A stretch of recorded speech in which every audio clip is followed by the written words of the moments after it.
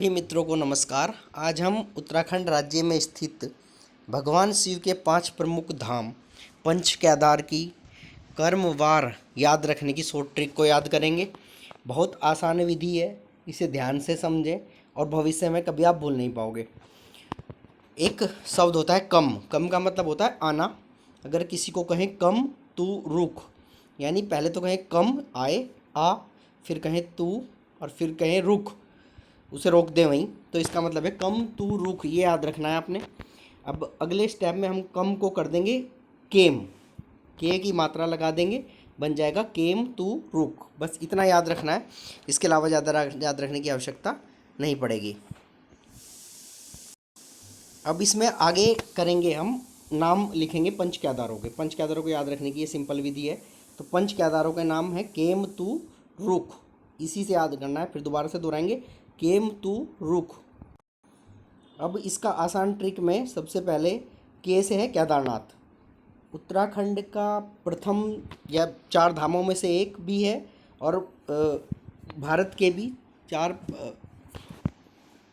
भारत में भगवान शिव के जो 12 ज्योतिर्लिंग हैं उनमें से भी एक है। देखो, केदारनाथ प्रथम याद रखना है, के से केदारनाथ प्रथम है।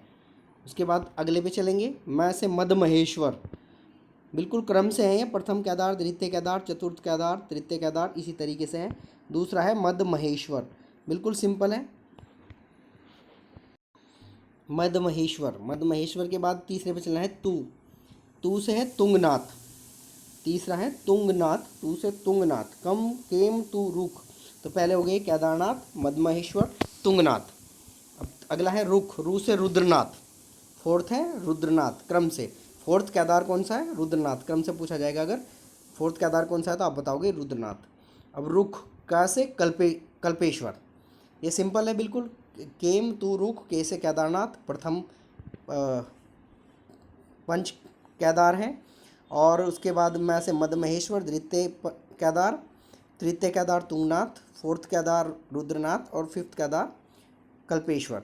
अब इनकी कहाँ कहाँ किसकी पूजा होती है? तो केदारनाथ में भगवान शिव के पीठ की पूजा होती है। मद महेश्वर में नाभि की पूजा होती है। तुंगनाथ में, जो उत्तराखंड का सबसे अधिक ऊंचाई पर स्थित मंदिर भी है, भुजा की पूजा होती है। रुद्रनाथ में मुख की पूजा होती है भगवान शिव के, और कल्पेश्वर में केस की पूजा होती है। इसके बारे में कहीं विस्तृत तुम्हें पूरी कहानी बताई जाएगी, कैसे इनका उदय हुआ था। अब अगला है, इसका याद रखने की ट्रिक एक और है, ये किस जनपद में है? तो पहले 3 रुद्रप्रयाग, बाद के 2 चमोली।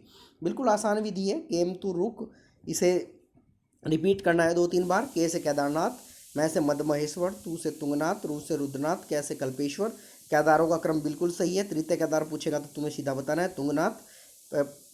किस किस की पूजा होती है वो याद कर लेना है। और पहले 3 रुद्रप्रयाग में और बाद के 2 चमोली में। अगर पूछ ले कि ये कहाँ स्थित है, किस जनपद में, तो बिल्कुल आसान ट्रिक है। अगर किसी को कोई समस्या हो तो बताएं। धन्यवाद।